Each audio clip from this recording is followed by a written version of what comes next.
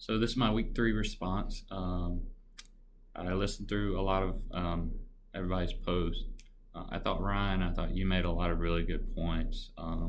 One thing that sort of stuck out to me when you were going through your pros, it was something that I just hadn't really thought of before.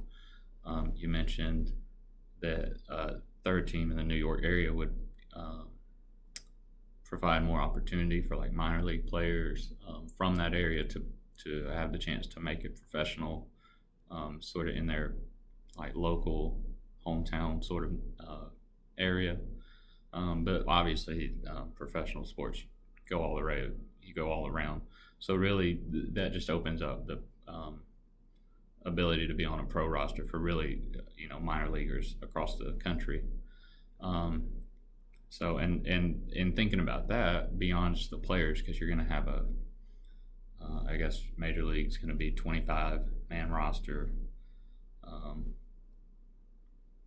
You're going to have obviously more guys in the farm system, but outside of the players themselves, you're going to have staff and employees. You're going to have front office workers. You're going to have ground crew workers, stadium workers, logistics people, accountants.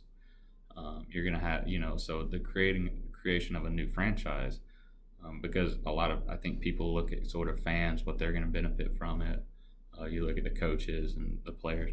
You don't really think of sometimes the other end of it, sort of the back end of all this other stuff that it can create. That was certainly something I didn't really think about until you made that comment about the players coming up and more opportunity for them, which it is.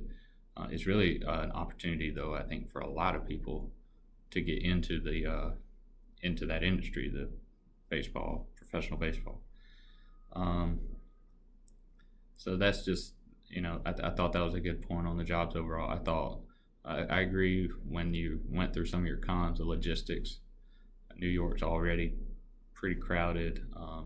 Traffic's pretty tough. The airports is always a pretty good delay. And you're not just battling the other two baseball teams. You're going to have the football teams, the hockey teams, the Knicks, and the basketball. So adding another pro sport in there is really just going to add that even more. You could get to the point where people in the area kind of resent, more and more franchises coming in, more and more visitors, tourists coming in.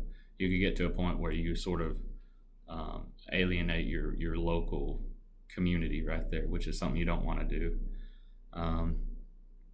And then when you were talking about other potential locations, if it wasn't New York, you made a good point about the Portland example and talking about the weather, and that's something you have to consider also. So I thought that was a good sort of side note to think of. I think a lot of people don't really count on those kind of side activities that can impact decisions like that. Starting a franchise, you have to look at the logistics.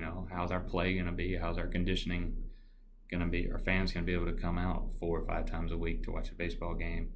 Are they going to be able to get to the stadium without there being terrible traffic? There are going to be places around that they can stay in hotels. There's a lot of stuff when it goes into determining sites like that that I think play a role in those kind of decisions. That oftentimes I think that sort of back end gets not necessarily forgotten, but just people don't think of it in the first place. So I thought you made a really interesting point to sort of point that out. So overall, I thought you had a really good post, really informative.